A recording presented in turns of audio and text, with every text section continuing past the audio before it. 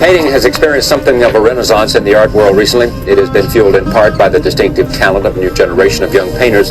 Their styles vary widely, with influences ranging from abstract expressionism to photorealism. What's happening? Is there a movement? Is there a trend? Or is it simply that at the end of this decade, there's just more focus on painting? Take a shot at that. Perhaps not just the end of the decade, but it's corny, but the end of the century. Yeah. I think that may be something to do with it. I don't think, there isn't a movement, I don't think. There's a hell of a lot of painting going on. I think more than there has been for quite a long time. But that it's something that sort of happened quite naturally. And I didn't really see it coming, but just became aware over the last year and a half that more and more shows that I was seeing in New York, it was becoming far more common to walk in and see paintings in an exhibition. Balenciaga's up next. Tell you all about it in 60 seconds. Like many houses of late, Balenciaga presented both its menswear and womenswear together. They walked around a giant towering central mountain of colorful graffiti, which held quite a few clues about this collection.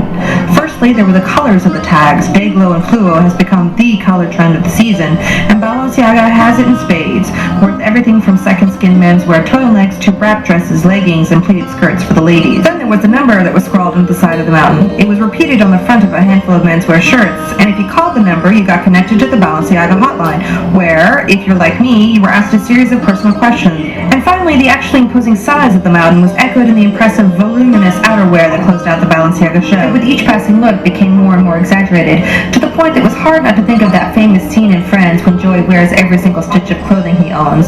Or perhaps it was a comment on the nomadic life of so many displaced people living in the world today.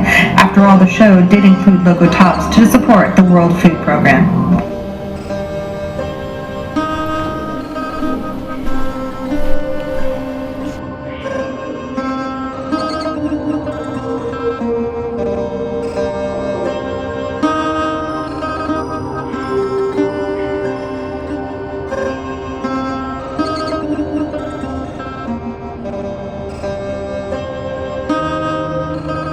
All of the paintings that you recently had an exhibit at Mary Boone were sold before the exhibit started. Yes. Same thing's happened to you. Same thing has happened to you. I mean, there is a great interest on the terms of buyers because they're looking for something new. They're looking for freshness, and there's a sense of painting being.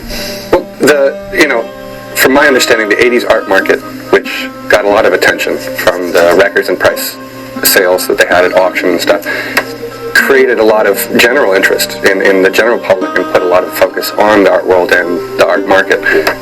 We were very young at the time that boom was going on, and it created a lot of famous artists, and those famous artists created a lot of work which wasn't a lot of painting. There wasn't a lot of painting in it, and I think there was towards the end of it, there was also a bust in the market. People just said it's gotten out of hand and we're paying too much for work that's not that good. And I think it stigmatized some people towards some of the conceptual work, and so it's obvious the stock market and the money that's in the art world right now is at the same or higher levels, but people's skepticism in art and being sold a bill of goods is much higher. Painting is something that you can see at the Met, that you can see at the National Gallery, that you can see having been around for a long, long time.